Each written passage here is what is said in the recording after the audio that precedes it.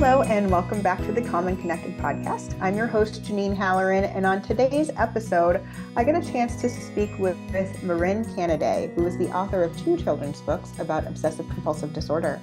She grew up with OCD from an early age, struggling, but it was more internal, and then her struggles became more external as an adult, and she was able to seek help and get support. And she was inspired to write children's books to help kids with OCD and help the grown-ups who are raising kids with OCD. So she's written 2 books. One is called My Little Monster, and the other is called The Very Best Me. I hope you enjoy our interview.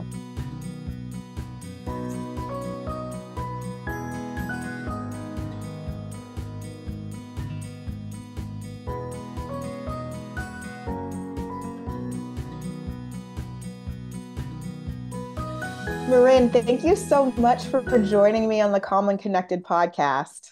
Yes, thank you for having me today. So I'm so excited to have you here and to be able to tell your story. And so for people who don't know you, could you just tell us a little bit about who you are and what led you to being an author? Sure. I am a stay-at-home mom. I used to work as a teacher, an intervention teacher, part-time in the schools, but I struggle with OCD. And when OCD hit as an adult, I stepped away and became a stay-at-home mom. And shortly after that, became an author. And it's actually because of my obsessive compulsive disorder that I got the inspiration to write. I had always wanted to be an author, but had stepped away thinking, it's never going to happen. And then something from a conversation I had with my therapist came back to me, and she had talked about OCD as a monster wanting to devour you. And that's what it felt like. And so I took that idea and I tweaked it to make it more child friendly. You don't want a monster devouring you as a child. So I made a book about a little monster that sits on your shoulder and whispers all sorts of doubts and fears in your mind. And as you focus more on the monster, it grows and grows and grows out of control. But the key detail is that the monster lies. It's not truth. It's not really the way he's making it appear. And so with the help of therapists and psychiatrists and medication and a good, strong support group, the monster is brought back down to size. So it's really a lot about my OCD that made me become an author. I think that's an incredible story. And thank you so much for being able to be honest and share all of that information with us. I know that that can be sometimes a little bit more challenging, but I think it's really important for people to know that this is how you have lived. And this is something that has been a helpful strategy for you in order to reframe how to think about this. Yes. Like I said, I've always lived with OCD, but I haven't always talked about it. I have 3 siblings, and they didn't know I had OCD until I was 30. It was just me and my parents who fought this battle, not even therapists. I didn't get my diagnosis until 30. So a lot of my struggle was internal. I couldn't always explain what was going on. So it was masked through a lot of my childhood. But now that I'm able to talk about it, it is so freeing to be able to say, here's what I struggle with, and it helps me punch back at the fear to be able to help somebody else who's struggling with fear too. I've just grown to loathe fear. I hate it. It just makes you feel so sick inside. And to be able to help somebody else who's struggling is just, it's just a wonderful thing. It is. It's so empowering because then it feels like, okay, I've been able to figure this thing out, and I want to be able to share this with other people who are going through something similar, who are struggling with this, because it can really be debilitating. It Yes, makes it it really can. hard to function. Like you can't leave, you can't go places. It takes up so much brain space. Yes, it does. Uh, yeah. So could you tell us a little bit about some of the common manifestations of OCD. So in case families are listening and they're not really sure what OCD looks like or could be, Yes. could you share a little bit more about that? Yeah. Yes. So OCD is also called the doubting disorder.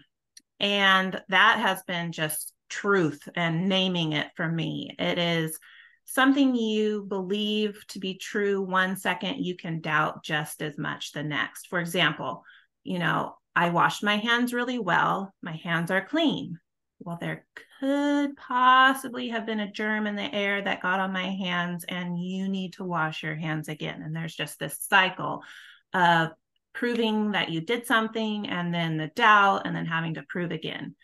So when I struggled with these fears as a child, I didn't know what it was.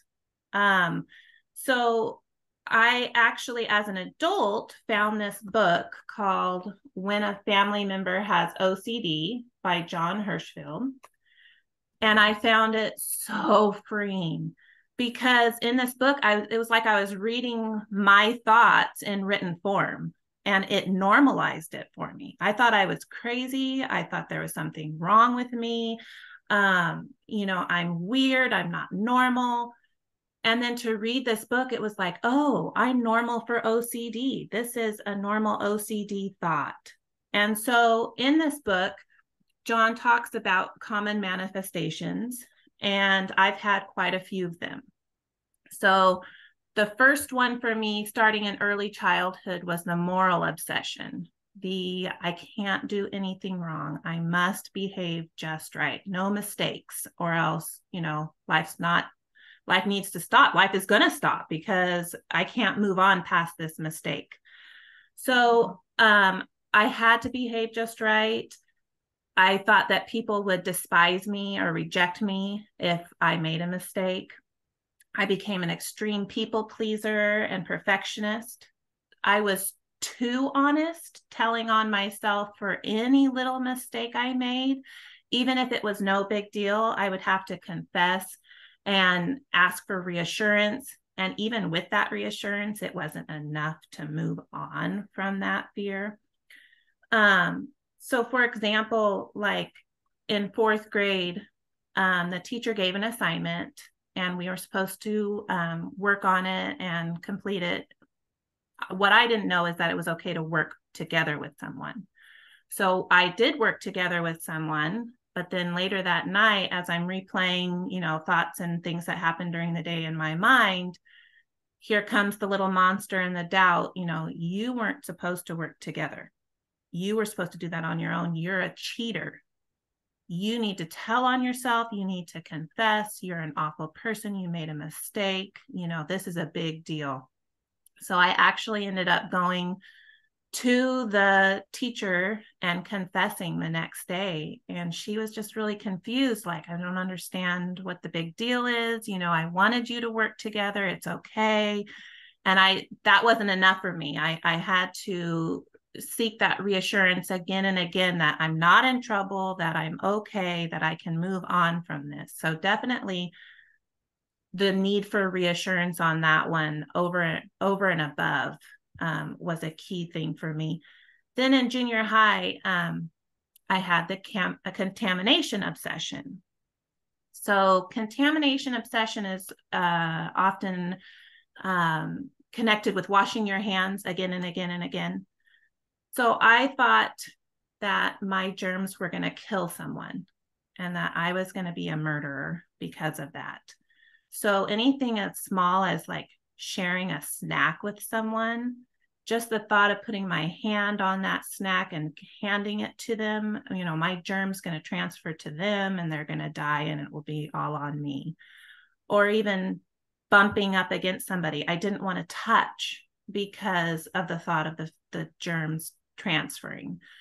I remember standing in line with a group of kids at a field trip, and I barely brushed up against somebody next to me, and I had to make it right. I had to apologize. I'm so sorry. I touched you. And the kid looked at me like, what are you talking about? And I just, in that moment, could tell that I was living under different rules than everybody else. my OCD monster, always be good, never make mistakes, don't pass germs, don't touch. Even though nobody else was living by these rules, I couldn't separate myself from these rules. They, even if they applied only to me, they meant that much to me that I follow them. Then I had religious obsessions in high school and even into adulthood. This was a repeated obsession because OCD attacks you where you are most vulnerable, of course, but the things that matter the most to you. And religion was one of those things for me.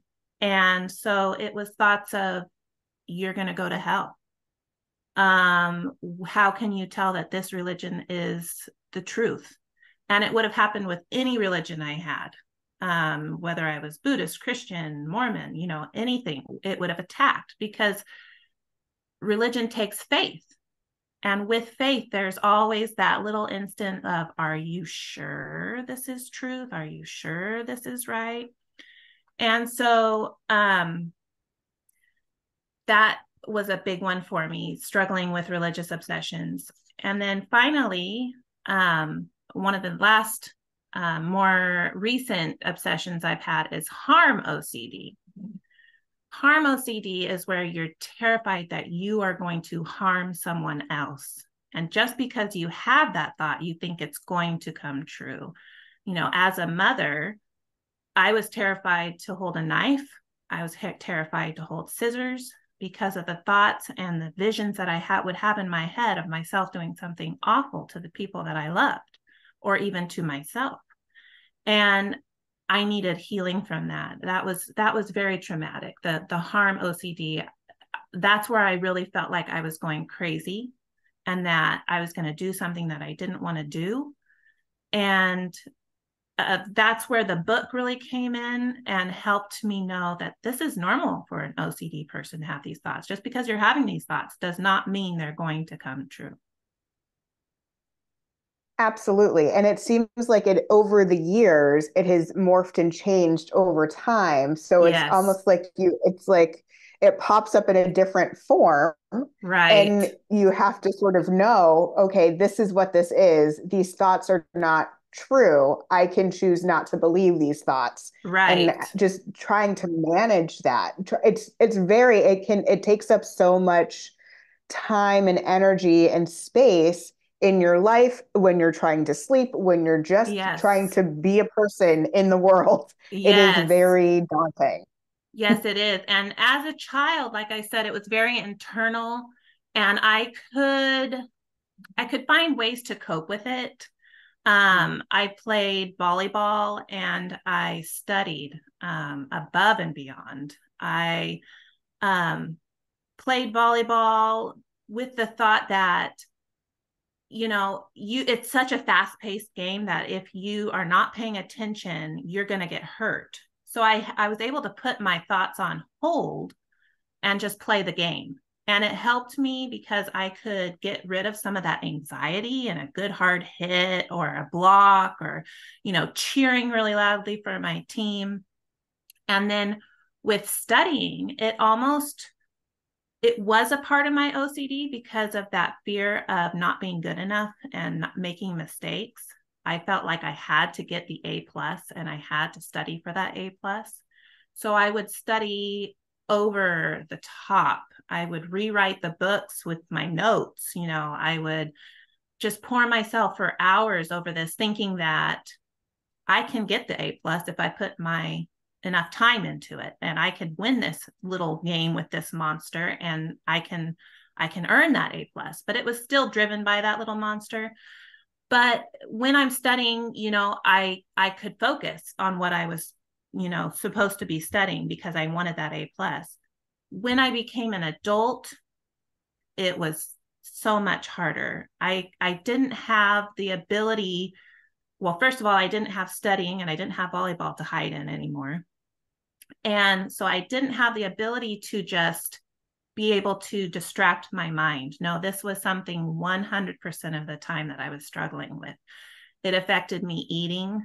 I couldn't I couldn't stomach food anymore. I was nauseous. I was dry heaving, vomiting. It affected my sleeping. I developed a nervous twitch because I couldn't sleep anymore. 4 hours a night, every other night is a good night, with for me during my OCD episodes. And I couldn't function. All I could do was fight the thoughts and prove that they were not right. And that took me talking out loud to myself sometimes. That took me, I couldn't take care of my children. I couldn't on my own. I couldn't, make meals, take care of the house. My family came in and they were very supportive and helped me through this difficult time. But it became externally obvious that I was struggling when I became an adult. And I think if that would have happened I know if that would have happened as a child, then I probably would have gotten that OCD diagnosis a lot earlier. But because it hit as an adult that bad, that's when I got my diagnosis. So thank you for sharing that and being honest about it was really hard. It was hard to do those activities of daily living. And that is when it is interfering with your life. Yeah. So what helped? What helped you get out of that place? I would say my family really helped, and going to therapy really helped, and getting on medication really helped. But also the book that I wrote really helped me. I felt like questioning God, why did you make me this way? Is this my life now? That for the rest of my life, my purpose is to struggle with OCD. There's got to be something better. There's got to be something good coming, with this out of this OCD. And that's when I got the idea for the book. And I felt like this is my purpose now, to speak about OCD, to give hope to other people, because quite honestly, I lost all hope. I thought, I can't do this. I can't do this day-to-day struggle and find joy and really thrive and live. This is hard stuff. And so my book, and just getting on and sharing with other people, every time I share, not only is it healing to me, but I feel like it's bringing hope to other people too. Yeah, and there is something so cathartic about being able to actually express it in words and then being able to share it with others. Yes. So you wrote the first book is My Little Monster, is that correct? Yes, the first book is My Little Monster, and it speaks to the person with OCD, giving them hope, giving them the idea of, I talk about in there the contamination obsession, having to wash your hands just briefly. And then I also talk about hyper responsibility obsession, which I've not struggled with really a lot, but the need to check and recheck. Is the door locked? Is something, did I leave the oven on? Did I leave the stove on? Did I leave the light on? And something, just having to check all the time. And then I also talk about the just right obsession, which is where things have to be in a certain order or just so in order for you to move on from them. And then I also give the reader the little quip that, this monster is a liar. You don't have to pay attention to it. You can turn around and say, no, that is a lie. I don't have to listen to that. And so it's trying to empower the child that it's okay. You don't have to listen to this monster. You can move on. And then I wrote a second book just recently called The Very Best Me. Yes. And that book is more for the support group reading it with the child. Yes, it encourages the child once again that you can do this, you can be the very best to you, but it also talks to the support people of what would be helpful to help this child get through the OCD episode. Things like, hold my hand, don't leave me. Let me know that you're right there with me through this whole thing until I get healthy again. Whisper the truth to me. When I come to you with my worries and my fears, don't get angry.